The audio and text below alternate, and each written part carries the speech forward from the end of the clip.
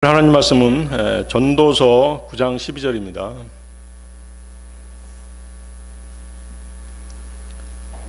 전도서 9장 12절.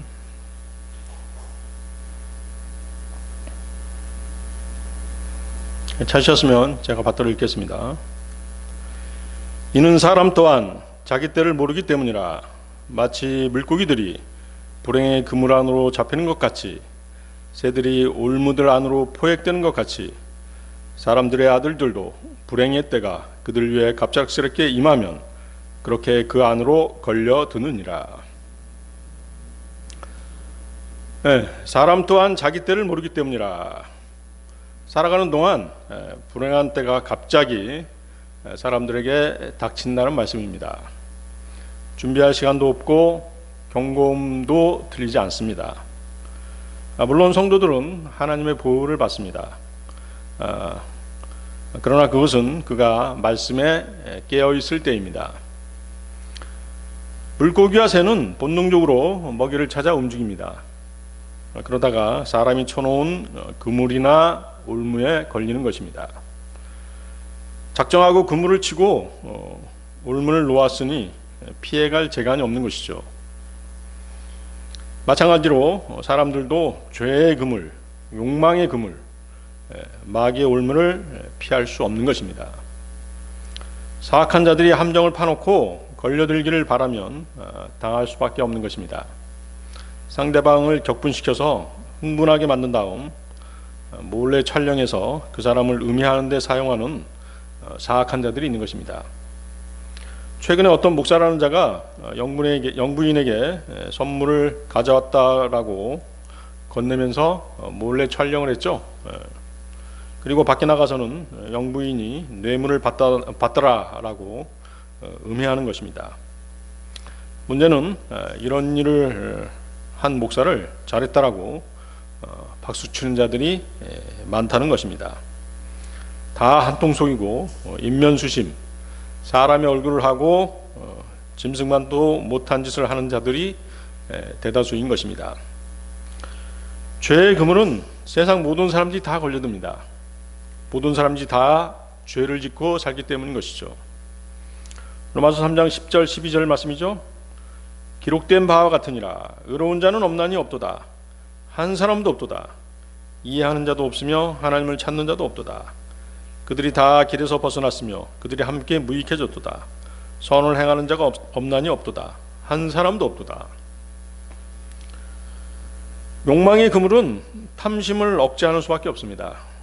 탐심은 우상숭배라고 성경은 밝히 말씀하십니다. 누가복음 12장 15절 말씀인데요. 탐욕을 주의하고 경계하라. 이는 사람의 생명이 자신이 소유한 것들의 풍요함에 있는 것이 아니기 때문이라. 골로새서 3장 5절 6절 말씀. 땅 위에 있는 너희의 지체들을 죽이라. 음행, 불결함, 무절제한 애욕, 악한 색정, 그리고 탐심이니 탐심은 곧 우상 숭배니라.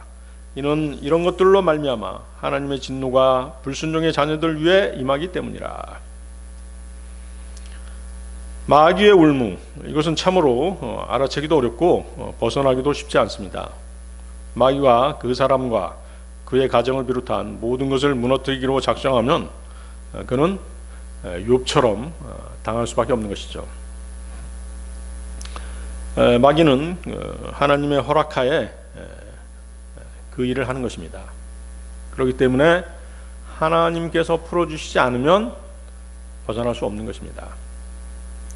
욥도 그랬죠. 하나님께서 나타나심으로써 마귀의 울무에서 벗어날 수 있었던 것입니다. 거기 또 보십시오. 전도서 9장 12절. 물고기들이 불행의 그물 안으로 잡히는 것 같이, 새들이 올무들 안으로 포획되는 것 같이. 사탄뿐만 아니라 하나님께서도 그물과 올무를 던져 놓으십니다. 믿기지 않으십니까? 하나님께서도 그렇게 하세요. 그러나 그 목적은 전혀 다르죠. 하나님께서는 악을 제거하고 선을 도모하시기 위해서, 또 성도들을 단련시키기 위해서 그렇게 하시는 것입니다. 데살로니가 후서 2장 11, 12절에 어떤 말씀이 있냐면요. 그런즉 이런 까닭에 하나님께서 그들에게 강한 미혹을 보내시리니 그들로 하여금 거짓말을 믿게 하려 하시며 진리를 믿지 않고 오히려 불의 안에서 꾀락을 누린 그들 모두로 하여금 영벌의 심판을 받게 하려 하심이라. 하나님께서 강한 미혹을 보내신다는 구절을 읽고는 반발하는 사람들도 있습니다. 하나님께서는 항상 선하고 온화한 모습으로 있어야 한다고 생각하는 사람들이 그들인 것이죠. 그러나 하나님께서 강한 미혹의 올문을 놓으시는 이유가 거기 12절에 나와 있죠. 진리를 믿지 않고 오히려 불의 안에서 꾀락을 누린 그들 모두로 하여금 영벌의 심판을 받게 하려 하심이라. 분명하게 밝혀주고 계시죠. 그러나 사탄은 오로지 성도들을 넘어뜨리고 하나님을 대적하며 악을 흩뿌리기 위해서 그런 일을 하는 것입니다. 시편 91편 3절에는 새 사냥꾼이 나오죠. 시편 91편 3절, 확실히 그분께서 너를 새 사냥꾼의 올무와 고약한 역병에서 구출하시리라. 사탄은 사람들을 잡기 좋아하는 사냥꾼이고 낚시꾼입니다. 오늘 이 시간에는 그리스도인들이 사악한 마귀의 올무에서 벗어나려면 어떻게 해야 하는지에 대해서 성경 말씀을 상고하는 시간을 갖고자 하는 것입니다. 마귀의 올무에서 벗어나려면 첫 번째, 지혜로운 자의 법이 필요하다. 잠언 13장 14절 보십시오. 잠언 13장 14절.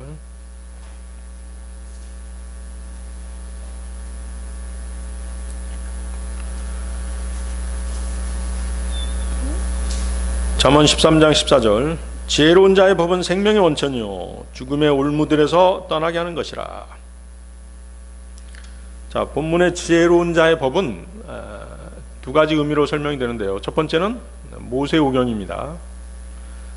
두 번째는 하나님의 훈계의 말씀이죠. 지혜로운 자의 법, 곧 하나님의 훈계의 말씀을 순종하는 성도들은 하나님의 은총을 받습니다. 하나님의 말씀을 불순종하는 자들의 길은 험난할 수밖에 없습니다. 마치 이스라엘이 가나안 땅으로 12명의 정탐꾼을 보내서 그 땅을 탐지한 후 여호수아와 갈렙을 제외한 나머지 정탐꾼들의 말을 듣고 이집트로 돌아가려고 한 것과 같습니다. 하나님께서는 그 땅의 가나안 족속을 멸하시고 그 땅을 주시겠다라고 이스라엘에게 약속했었습니다. 그러나 이스라엘의 믿음 없음으로 인해서 하나님의 약속이 취소된 것입니다. 그 결과 이스라엘은 다시 40년을 광야에서 헤매면서 순종을 배워야 했던 것입니다. 민수기 14장 30절에서 34절이죠. 민수기 14장 30절에서 34절. 내가 너희에게 그 안에 거하게 하려고 맹세한 곳에 관해서는 여푼네의 아들 칼렙과 눈의 아들 여호수아를 제외하고는 너희가 결코 그 지역으로 들어가지 못하리라. 다만 너희가 먹이가 될 것이라고 말한 너희의 어린 것들 곧 그들은 내가 데리고 들어가겠으니 그들은 너희가 멸시한 그 지역을 알게 되리라. 그러나 너희로 말하자면 너희의 사체들 곧 그것들이 이 광야 가운데서 쓰러지리라. 그리고 너희 자녀들은 광야 가운데 40년을 방황하며 너희의 사체들이 광야 가운데서 없어질 때까지 너희의 행음들을 감당하리라. 너희가 그 지역을 정찰한 날들의 수에 따라 곧 40일에서 하루를 1년씩으로 하여 너희는 40년 동안이나 너희의 죄악들을 감당하리라. 그리하여 너희는 나의 약속이 파기된 것을 알리라. 하나님의 말씀을 철저히 멸시하는 자들도 있죠. 그들은 현 세상에서 부끄러움을 당하고 내세에서는 영원한 치욕을 당하게 됩니다. 대표적인 예가 이집트의 파라오입니다. 파라오는 하나님의 말씀을 무시하고 출애굽하는 이스라엘을 쫓다가 홍해에서 수장당하고 말았습니다. 사울은 또 어떻습니까? 하나님의 말씀을 멸시하다가 사무엘의 경고를 먼저 받았죠. 사무엘상 15장 22절인데요. 그러자 사무엘이 이같이 말하였더라.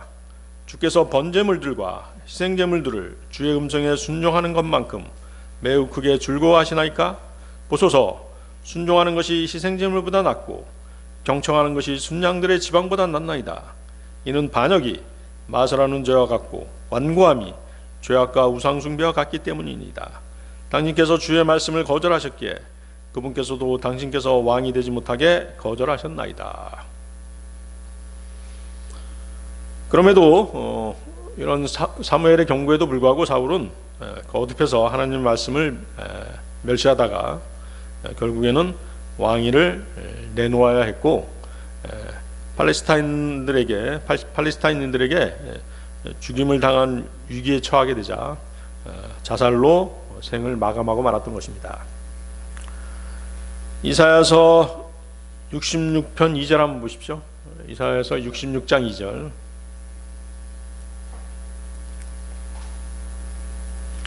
이사야서 66장 2절.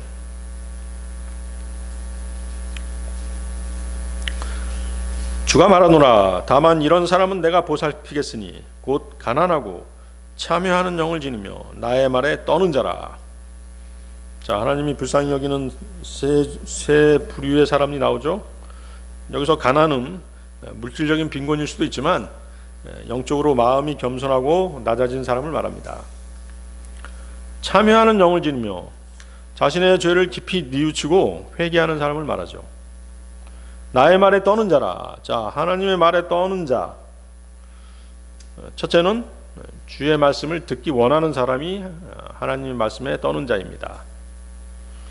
두 번째는 뭐예요? 하나님의 말씀을 깊이 존중하고 경외하며 순종하는 사람을 가리킵니다. 따라서 하나님의 말씀에 떠는 자는 하나님의 말씀에 철저히 순종하는 사람입니다. 하나님을 향한 철저한 순종, 즉 하나님과의 수직적인 관계가 먼저 회복되어야지만이 육신의 죄들과 세상의 유혹과 마귀의 올무에서 빠져나올 길을 하나님께서 열어주시는 것입니다. 아시겠습니까? 나는 억울합니다. 자꾸 여러분들이 그렇게 하나님께 애원해봤자 하나님께서는 들어주시지 않으세요. 나는 억울해요. 내가 당하지 말아야 될 일을 당했습니다라고 자꾸 하소연해봤자 아무 소용없는 것이에요. 먼저 뭐가 회복돼야 되는 것이에요? 하나님과 나와의 관계가 먼저 회복되지 않으면 하나님께서는 여러분들이 피할 길을 만들어주시지 않은 것이에요. 아시겠습니까? 수직적인 관계가 회복돼야 수평적인 일들을 하나님께서 처리해 주시는 것이에요. 아시겠죠? 하나님께서는 그분의 말씀을 진지하게 받아들이고 순종하며 그분의 뜻을 깊이 경외하는 사람들을 소중히 여기시기 때문에 먼저 그 사람과 하나님 자신과의 관계를 회복하기를 바라시는 것입니다. 지혜로운 자의 법은 잠언 7장 4절 5절과도 관련이 있습니다. 여러분들 잠언 7장 4절 5절도 보십시오. 잠언 7장 4절에서 5절 말씀. 그래서 여러분들의 일이 뭔가 취업 문제라든가 건강 문제라든가 또 어떤 고난당하는 일들 이런 것들이 잘 회복이 안 되고 내 마음대로 잘 이루어지지 않을 때가 있잖아요. 그럼 하나님과 나의 관계가 뭔가 지금 장애가 생긴 것이에요. 전파 장애가 생긴 것이라고. 아시겠어요? 그것을 먼저 해결해야 되는 것이에요.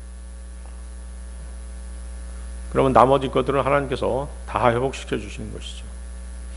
자, 잠언 7장 4절에서 5절 말씀.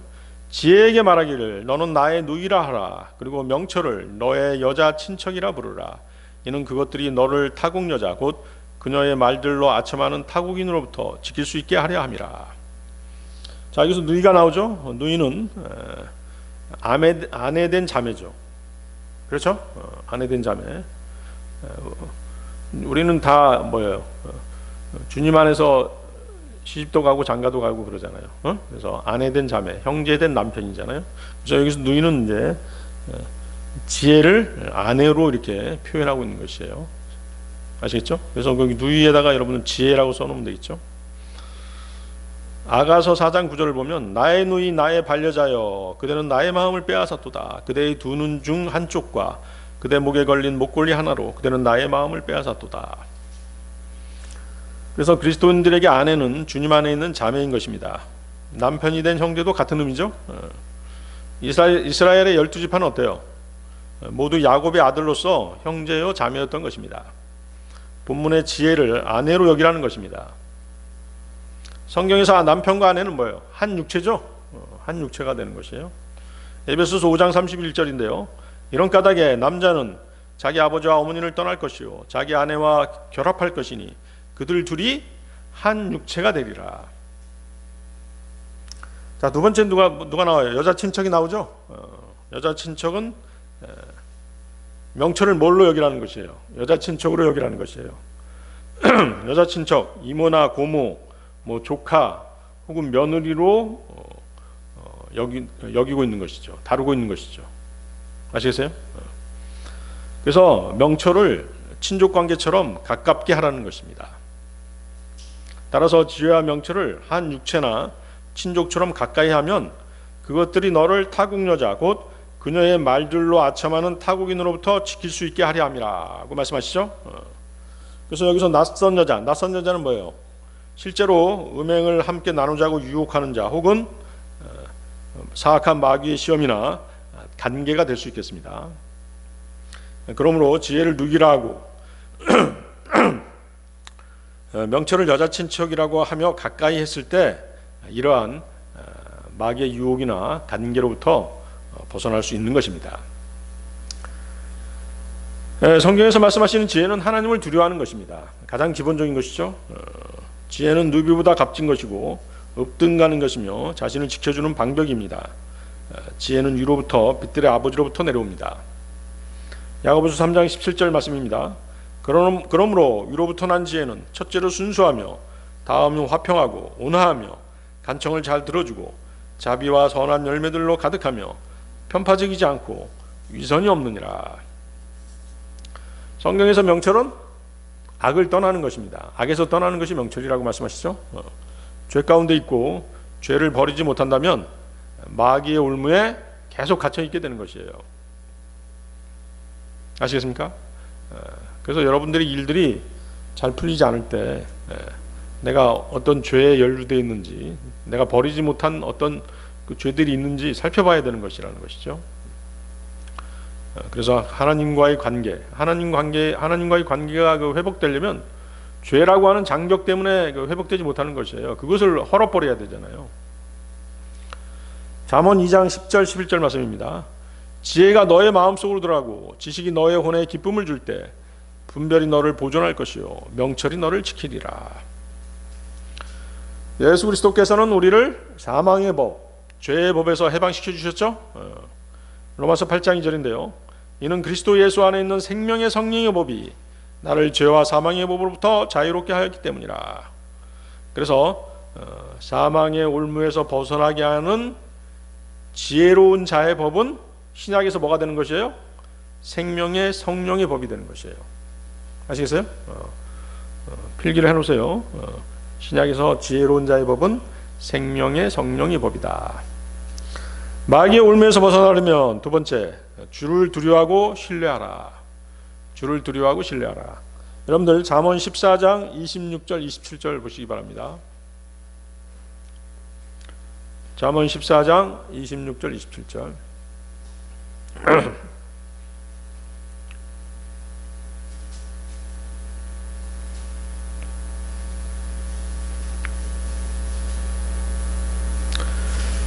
주를 두려워함 가운데는 강한 확신이 있느니라. 그런즉 그분의 자녀들에게는 피난처가 있으리라. 주를 두려워하는 것은 생명의 원천이요 사망의 올무들에게서 떠나게 하느니라. 주를 두려워하는 것은 생명의 원천이요.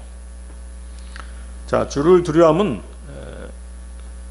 여러분들 잘 알아두세요. 주를 두려워한다는 것은 뭐예요? 주의 말씀을 귀 기울여 듣는 자녀들을 주께서 가르치신다는 뜻이 있는 것이에요. 그러니까 주님의 말씀, 성경 말씀을 귀 기울여서 듣고자 하는 사람은 뭐예요? 주님을 두려워하는 사람이 듣고자 하는 사람이라는 것이죠. 시편 34편 11절인데요. 너희 자녀들아 와서 내게 경청하라. 내가 너희에게 주를 두려워하는 것을 가르치겠노라. 하나님의 말씀을 들어야지만이 주를 두려워하게 되는 것이에요. 저절로 두려워지는 것이 아니라는 것이죠. 에? 하나님의 말씀을 경청해야 주님을 두려워하는 법을 배울 수 있는 것입니다. 결코 저절로 하나님을 두려워하게 되지 않는 것이에요. 세상 사람들이 흔히 하는 말 중에 하늘 두려운 줄 알라 하는 말이 있죠.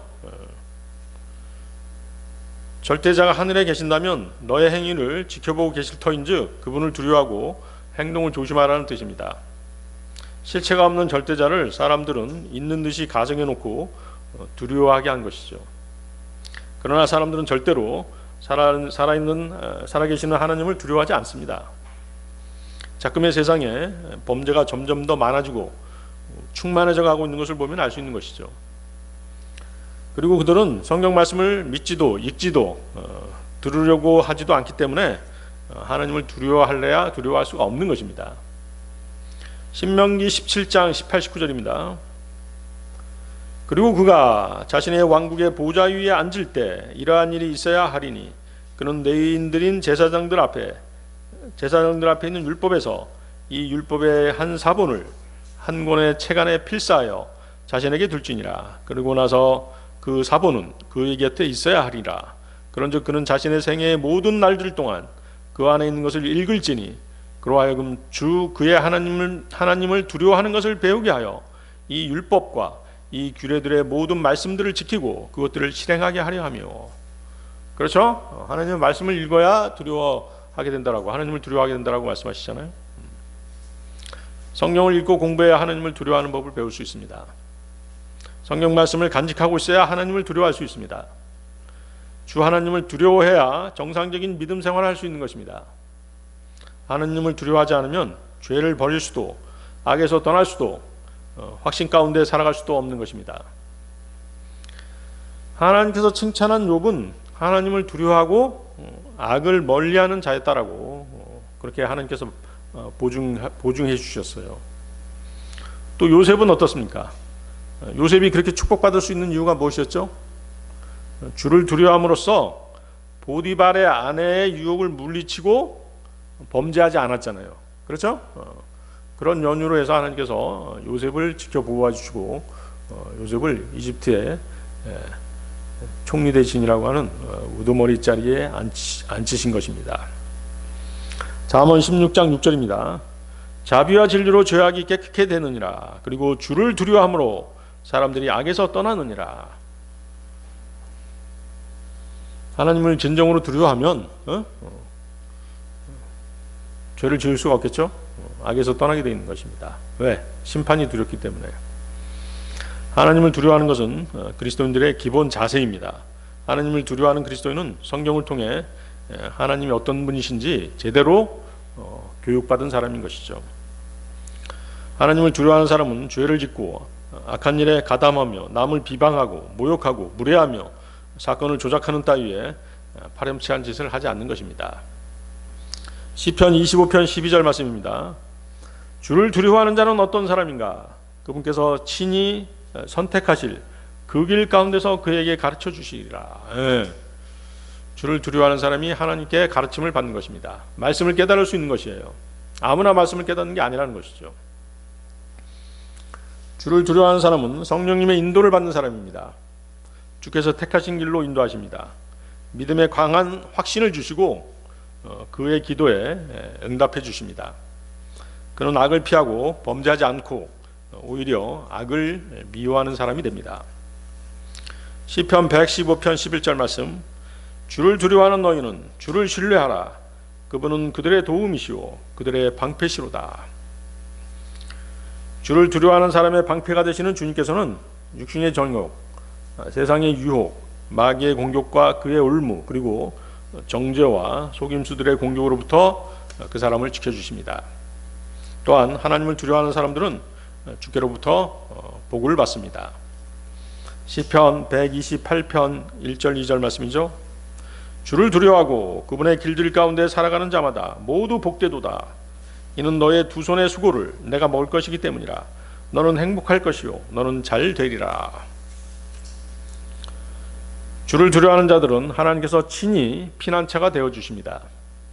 거기 27절 다시 보십시오. 27절 잠언 14장 27절. 주를 두려워하는 것은 생명의 원천이요 사망의 올무들에서 떠나게 하느니라. 어떤 사람에게 사망의 올문을 피할 만한 지혜와 능력이 생겼다면 그것은 그 사람이 주를 두려워했기 때문입니다. 그렇게 말씀하시는 것이죠. 사망에서 벗어나게 하시는 분은 하나님이십니다. 사탄은 죽음의 권세를 가진 자이기에 그로부터 벗어나게 하실 수 있으신 분은 오직 하나님 한 분이신 것입니다. 시편 68편 20절인데요. 우리의 하나님이신 그분은 구원의 하나님이시로다. 또 죽음에서 비롯된 문제들은 주이신 하나님께 속해 있도다. 신약에서 생명의 원천은 우리 안에 내주하시는 성령님으로부터 나온다라고 말씀하시죠. 요한복음 4장 14절인데요. 그러나 누구든지 내가 줄 물을 마시는 자는 결코 목마르지 아니하리라. 오히려 내가 그에게 줄 물은 그 안에서 영원한 생명으로 솟아오르는 샘물이 되리라. 영원한 생명으로 솟아오르는 샘물이 되리라. 예수 그리스도께서는 지옥과 사망의 열쇠를 가지고 계시는 분이세요. 계시록 1장 18절 나는 살아있으나 죽었던 자라 그런즉 보라 나는 영원히 살아있노라. 아멘. 그리고 지옥의 열쇠들과 사망의 열쇠들을 가지고 있노라. 우리를 사망의 몸에서 건져내실 수 있으신 분은 오직 예수 그리스도 주님 한 분뿐이십니다. 그분에 대한 믿음이 우리를 사망에서 생명으로 옮겨주신 것입니다. 잠언 29장 25절 사람을 두려워하는 것은 올무를 가져오느니라. 그러나 자신의 신뢰를 주께 두는 자는 누구나 안전하리라. 여러분들 반드시 기억해둬야죠. 사람은 눈에 보이잖아요. 그러니까 여러분들이 무슨 일이 닥쳤을 때 사람을 먼저 두려워하거든요. 그럼 실패하는 것이에요. 아시겠어요? 하나님을 두려워해야지 사람을 두려워하면 실패하는 걸 아시라니까요. 패망의 길인 것이에요. 사람을 두려워하는 것은 올무를 가져오느니라. 올무에 걸리는 것이죠. 요한복음 5장 24절 진실로 진실로 내가 너희에게 말하노니 나의 말을 듣고 나를 보내신 분을 믿는 자는 영원한 생명이 있으며 정죄에 들어가지 아니하고 오히려 사망에서 생명으로 넘겨지느니라. 마귀의 올무에서 벗어나려면 세 번째 주께서 지켜주시도록 기도해야 됩니다. 주께서 지켜주시도록 기도해야 된다. 시편 141편 9절 10절 보십시오. 시편 141편 9절 10절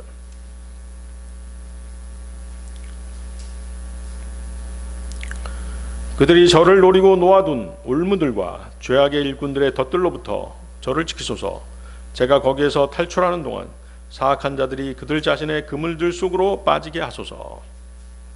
다윗의 시편이죠.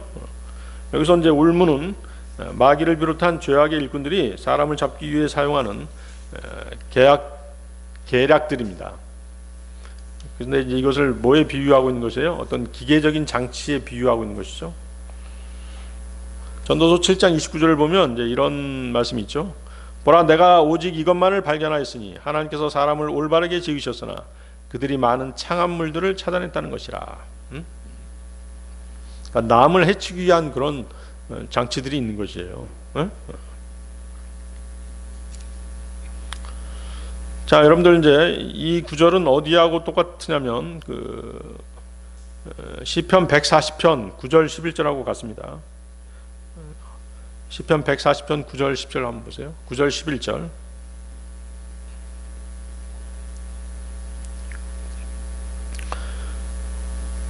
시편 140편 9절에서 11절 저의 주변을 둘러싸는 자들의 머리로 말하자면 그들 자신의 입술의 해로움이 그들을 덮게 하소서. 타는 수들이 그들을 위해 떨어지게 하소서. 그들이 불 속으로 던져지게 하시고 깊은 구렁들로 던져져서 다시는 그들이 일어나지 못하게 하소서. 어떤 악담하는 자도 땅 안에 확고히 서지 못하게 하소서. 해악이 폭력적인 사람을 사냥하여 그를 뒤집어 엎으리이다. 여기서 이제 둘러싸는 자는 이제 이스라엘을 에워싸는 이제 이스라엘을 대적하는 대적들이죠. 그렇죠? 지금도 마찬가지죠. 이스라엘의 주변국들이 다 이스라엘을 미워하잖아요. 왜 그러겠어요? 하나님을 섬기기 때문에 그런 것이죠. 자기들이 믿는 신하고 다르기 때문에. 자기들은 마귀를 섬기고 있는데 이스라엘만 하나님을 섬기잖아요. 그러니까 다 미워하는 것이에요. 세상이 다 미워하는 것이죠. 그래서 이제 다윗은 대적들이 내뱉는 악독한 말들이 그들 자신에게로 돌아가도록 하나님께 간구하고 있는 것입니다. 의인은 언제든지 하나님의 공의에 비추어서 자신을 의탁하고 보호해 주시도록 기도할 수 있는 것입니다. 그것이 이제 구원받은 그리스도인들의 특권이죠. 기도할 수 있는 특권, 그것이 있는 것이에요. 근데 기도하지 않잖아요. 그래서 필요한 것이 있어도 얻지 못하는 이유가 구하지 않기 때문에 못 얻는 것이에요. 기도하는 특권이 있음에도 그 특권을 안 쓰는 것이에요. 그렇게 되면 어리석은 자가 되는 것이잖아요.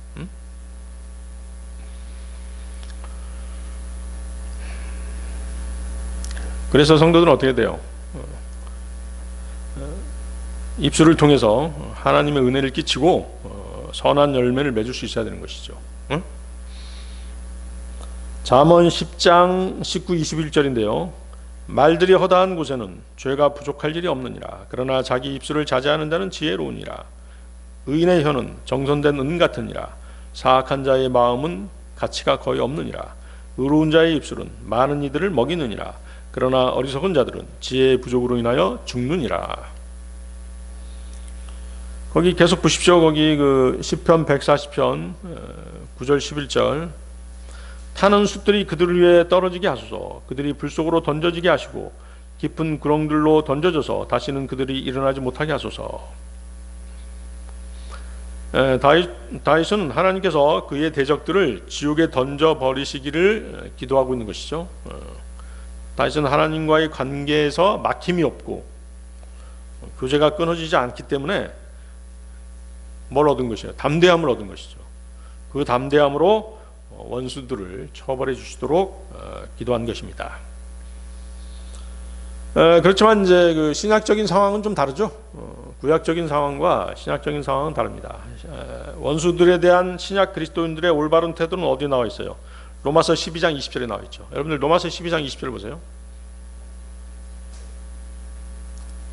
로마서 12장 20절.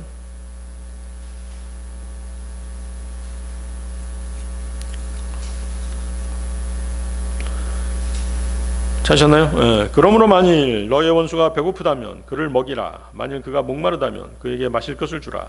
이는 그렇게 함으로써 내가 그의 머리 위에 불붙은 숫들을 쌓아 올릴 것이기 때문이라. 주님의 말씀은 우리의 원수가 그의 머리에 이고 다니는 화로에 뜨거운 숯을 넣음으로써 그를 공경에서 구해내는 것입니다. 자, 이게 무슨 말이냐면 라이터라든가 성냥 같은 불쏘시개가 없던 옛날에는 불씨를 간직하는 것이 큰 일이었어요. 그래서 불씨를 꺼트려버린 원수가 불씨를 구하러 다니면 그의 머리에 이고 있는 화로에 불씨를 제공해 줌으로써 그 원수가 받아야 할 저주를 늘린다는 의미입니다. 악을 선으로 갚아줌으로써 그렇게 한다는 것이죠. 다시 말하면 원수에게 선을 행하고 복수를 누구에게? 하나님께 맡기는 것이 그리스도인들의 올바른 자세라는 것이죠. 그래서 로마서 12장 19절 여러분 밑에 보세요. 로마서 12장 19절 그 위에 바로 위에죠. 로마서 12장 19절은 뭐라고 말씀하세요? 진심 어린 사랑을 받는 자들아 스스로 복수하지 말라. 그보다는 오히려 진노하심에 맡기라. 이는 기록되기를 복수는 내 것이라 내가 대갚겠노라 주가 말하노라 하였기 때문이라.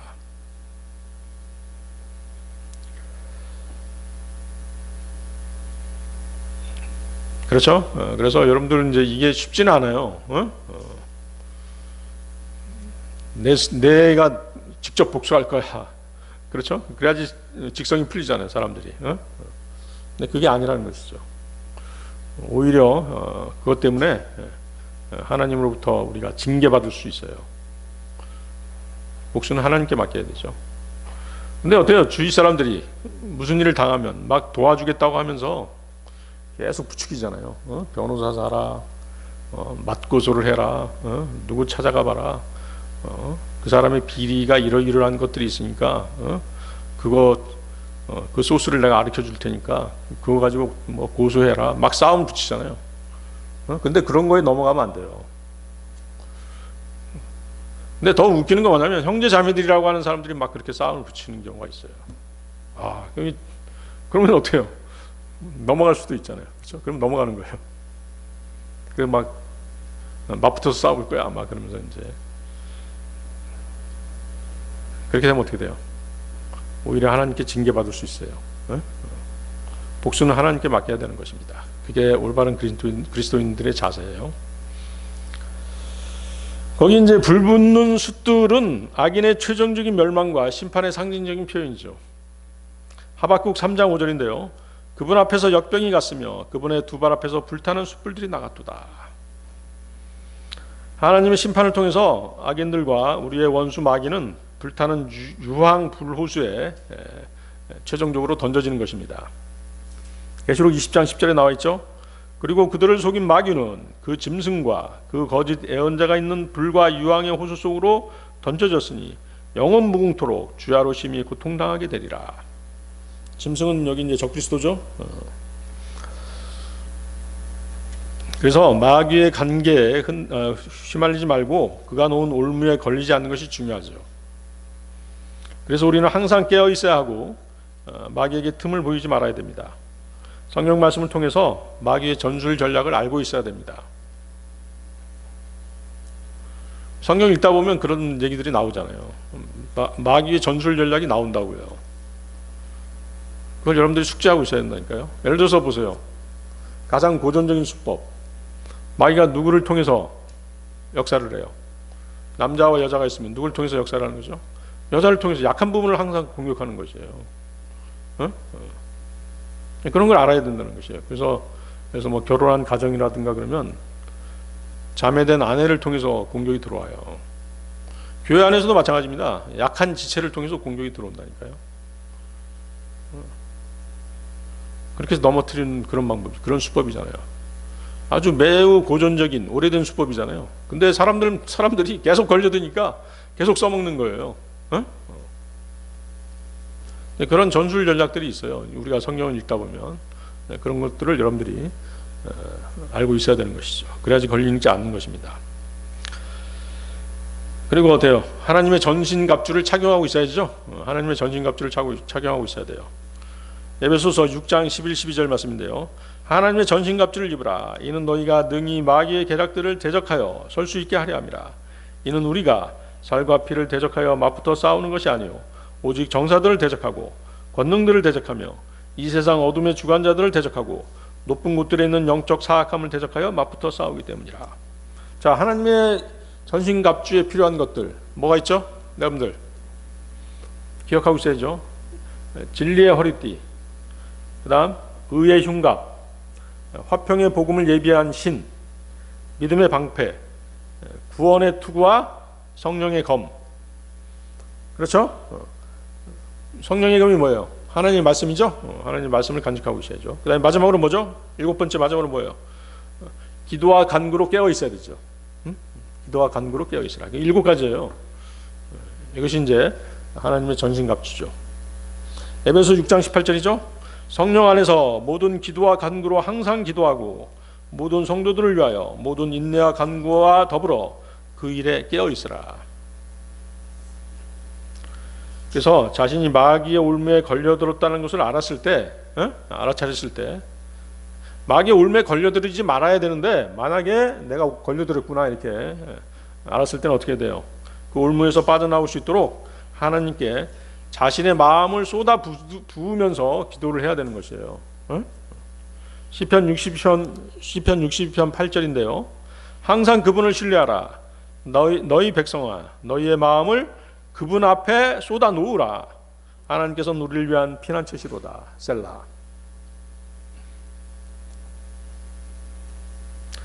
자, 마귀의 올무에 벗어나려면 자, 4번째, 온유함으로 진리를 알려주라. 온유함으로 진리를 알려주라. 자, 이 경우는 이제 자신이 아니라 다른 지체들이 마귀의 올무에 걸려 있는 경우가 있잖아요. 이제 그때를 위해서 필요한 말씀이죠. 디모데후서 보십시오. 디모데후서 2장 24절 26절.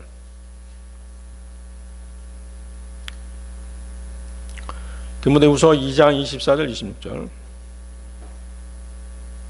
그런즉 주의 종은 결코 다투지 말아야 하고 다만 모든 사람들에게 온화하고 가르치는 것에 능하며 인내하고 스스로를 반대하는 자들을 온유함으로 알려주어야 하느니라.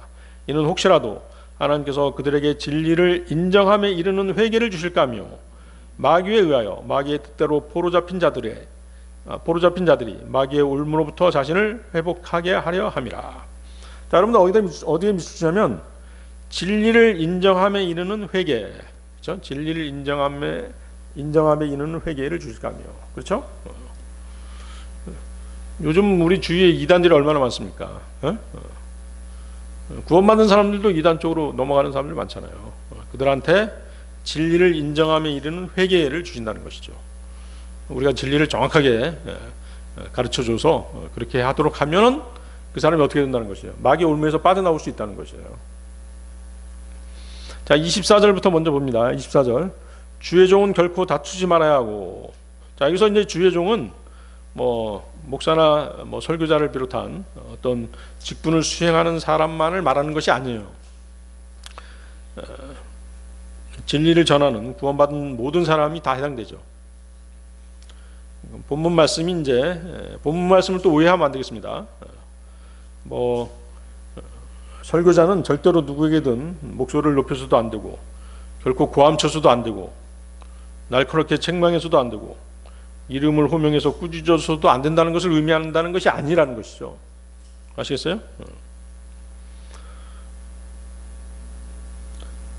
사랑과 온유함으로 다가가는 사역자가 있는가 하면 때에 따라서는 어때요? 사역자는 또한 매를 가지고 그 사람에게 다가갈 수 있어야 된다는 것이에요. 그게 하나님의 뜻이에요. 어디에 나와 있어요? 고린도전서 4장 21절에 나와 있잖아요. 고린도전서 4장 21절. 너희는 무엇을 바라느냐? 내가 너희에게 막대기를 가지고 나아가랴? 아니면 사랑과 온유의 영 안에서 나아가랴? 막대기가 뭐예요? 바로 매잖아요. 회초리란 말이에요.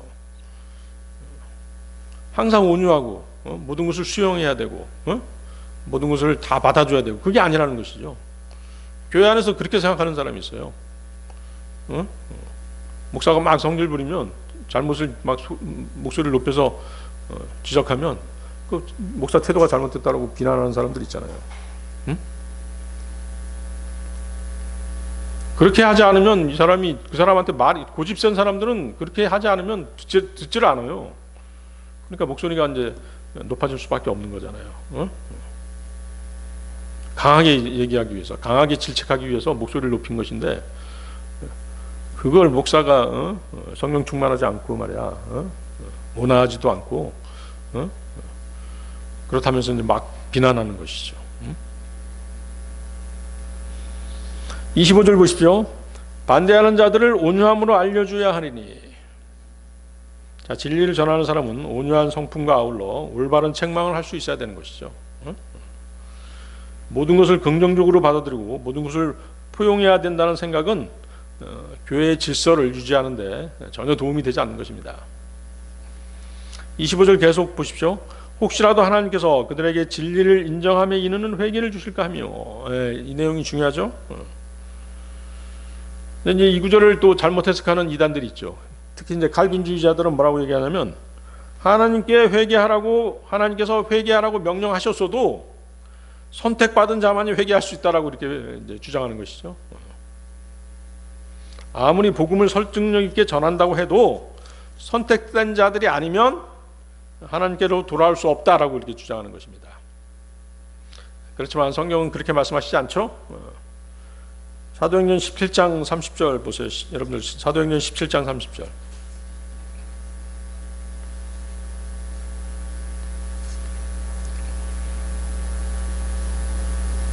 찾으셨나요? 사도행전 17장 30절. 그리고 이 무지의 시대들에는 하나님께서 눈 감아 주셨으나 이제는 모든 사람들에게 회개하라고 곳곳마다 명령하시느니라. 그렇죠? 모든 사람들에게 회개하라고 명령하신다라고 말씀하시잖아요. 그래서 사도행전 17장 30절은 선택받은 자와는 아무 상관이 없는 구절이죠. 이 구절은 하나님께서 모든 사람들에게 회개의 기회를 주시고 회개하고 돌아서지 않는 모든 사람들을 심판하시겠다는 것이죠. 그 밑에 31절도 보세요. 사도행전 17장 31절. 이는 그분께서 한 날을 지정하셨기 때문이니 그날에 그분께서는 자신이 임명하신 그 사람을 통하여 의로 세상을 심판하실 것이라. 그분께서는 그를 죽은 자들로부터 살리심으로써 그것에 대하여 그분께서 모든 사람들에게 확신을 주셨느니라.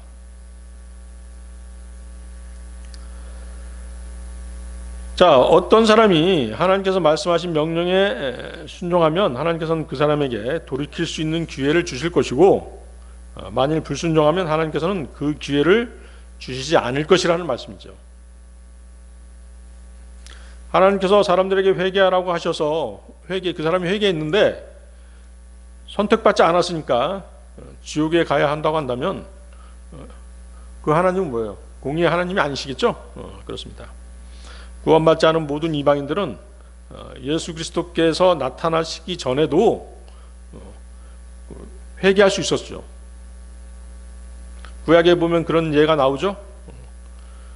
마태복음 12장 41절에 어떤 말씀이냐면, 심판 때 니네베 사람들이 이 세대와 함께 일어나서 이 세대를 정죄하리라. 이는 그들이 요나의 선포로 회개하였기 때문이라. 그런즉 보라, 여기에 요나보다 더 위대한 이가 있느니라.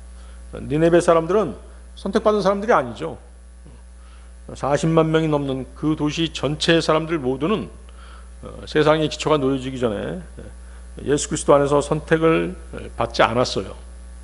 그러나 그들은 요나가 선포한 하나님의 심판의 말씀을 듣자 모두 회개했던 것입니다. 여러분들 요나서 보세요. 요나서 3장 4절에서 10절에 그 내용이 나와 있죠. 요나서 3장 4절에서 10절.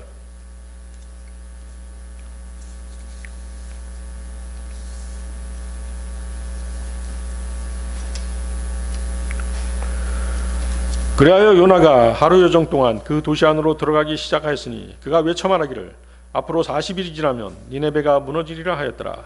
그렇게 하여 니네베 백성이 하나님을 믿었으니 금식을 반포하고 그들 가운데 가장 큰 자부터 가장 작은 자에 이르기까지 굵은 배를 입었더라.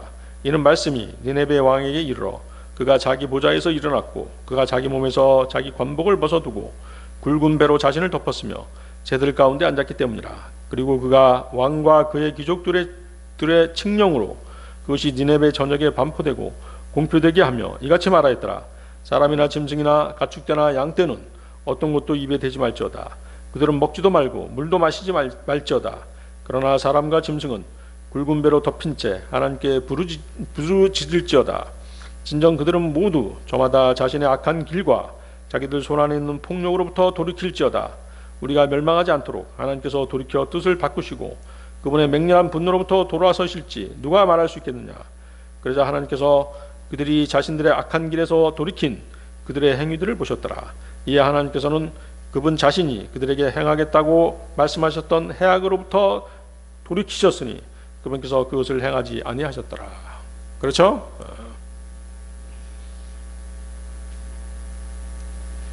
니네베 사람들은 선택받은 사람들이 아니었잖아요.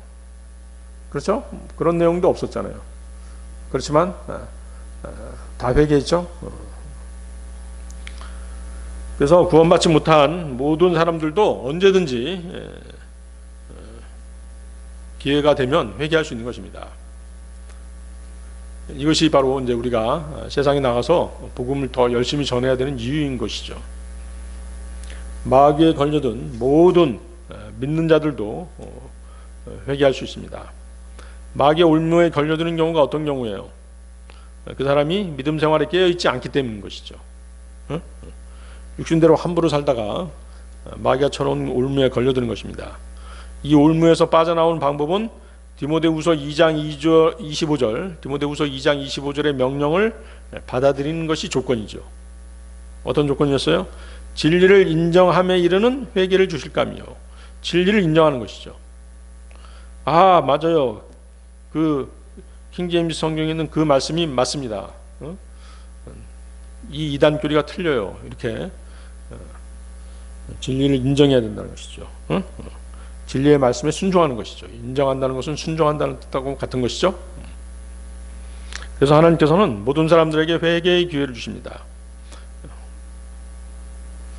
그래서 자신의 의지로 회개의 제단에 나와야 하는 것입니다. 다시 또 보세요. 거기 디모데후서 2장 25절. 거기 다시 보시겠습니다. 진리를 인정함에 이르는 회개를 주실까며. 그죠? 진리를 인정함에 이르는 회개를 주실까며. 그래서 이 구절은 이제 구원받지 못한 사람뿐만 아니라 구원받은 사람들 중 마귀의 울무에 걸려들어가지고 믿음의 길에서 벗어난 사람들도 다 포함되는 것이에요. 구원받은 사람들이 마귀의 울무에 걸려드는 이유가 거짓 교리를 믿기 때문인 것이잖아요. 응? 하나님의 말씀으로 자신이 높아지려고 하기 때문인 것이에요. 말씀 안에서 살지 않고 육신적인 삶, 세상과 연합한 삶을 살기 때문에 마귀의 울무에 걸려드는 것이에요. 그들이 진리를 정확하게 이해하고 낮아진 자세로 돌아서면 울무에서 벗어날 길을 하나님께서 가르쳐 주시는 것입니다. 그래서 마귀는 사람들을 언제든지 울무를 놓아 잡을 수 있는 존재예요. 새 사냥꾼, 낚시꾼이라고 말씀드렸죠. 마귀가 어떤 사람을 사로잡기를 원할 때 그는 언제든지 그렇게 할 수 있습니다. 그 울무에서 빠져나오는 방법은 바른 진리의 말씀을 깨달아 인정하고 또 실행하는 것입니다. 자, 오늘 설교의 결론입니다. 자, 마귀는 사람을 혼란스럽게 하기 위해서 또 믿음을 저버리게 하기 위해서 하나님께로부터 허락을 받아낼 수 있는 존재입니다. 욥이 그랬죠? 욥이 그랬어요. 욥기 1장 9절 11절인데요. 그때 사탄은 주께 대답하여 이같이 말씀드렸더라. 욥이 아무런 까닭 없이 하나님을 두려워하나이까? 당신께서 그와 그의 집 주위와 그가 소유한 모든 것의 사면에 울타리를 만들어 주시지 아니하셨나이까? 당신께서 그의 두 손이 하는 일에 복을 주셨기에 그의 재물이 그 지역 가운데서 증가하였나이다. 그러나 이제 당신의 손을 내밀어 그가 소유한 모든 것에 손을 대소서. 그리하시면 그가 당신의 얼굴에 대고 당신을 저주할 것이니이다.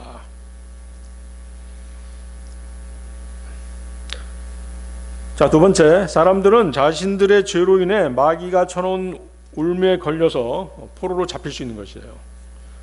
뭐 때문에? 죄 때문에 마귀의 포로로 잡힐 수 있는 것이죠. 누가복음 4장 18절인데요. 주의 영이 나에게 임하시느니라. 이는 그분께서 가난한 자들에게 복음을 선포하도록 나에게 기름을 부으셨기 때문이라.